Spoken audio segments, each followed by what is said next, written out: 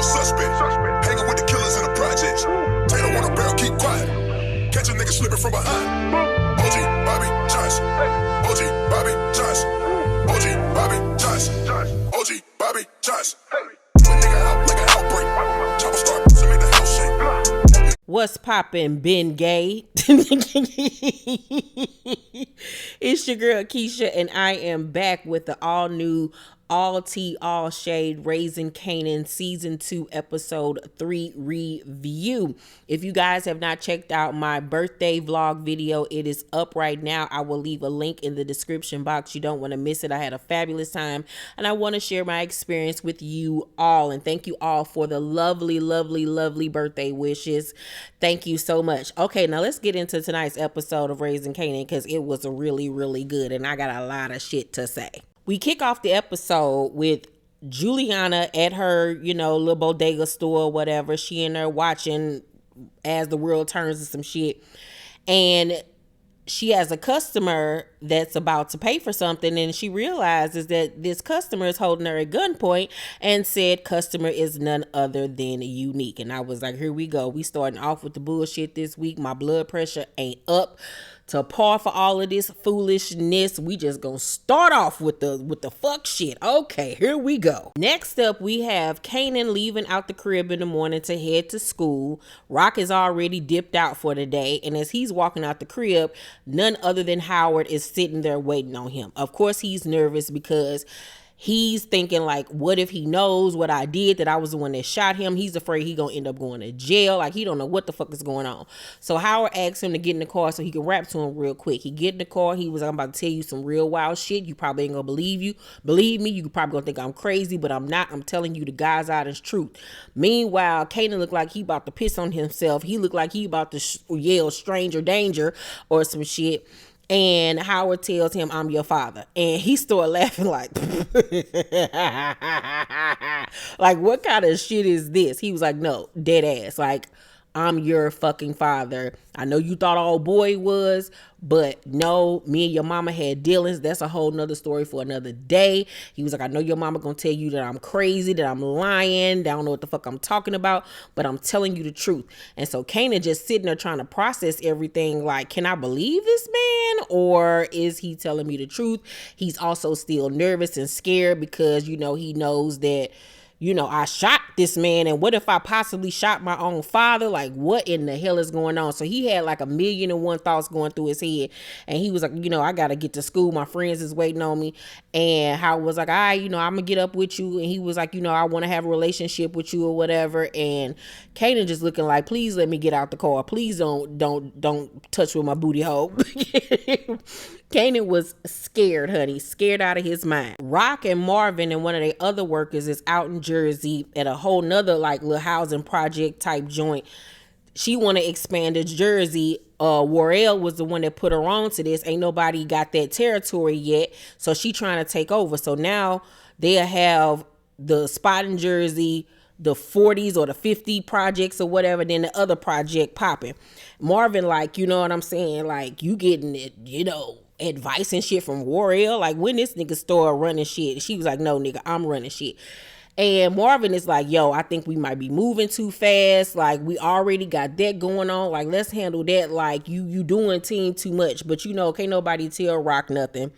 Rock gonna do what Rock want to do. And in this case, Marvin was actually really right, because she up her thinking she got everything on lock. Little do she know, her world is literally about to be fucking rocked. Rock's in the damn studio singing some sad ass song that's about that little white bitch she was fucking.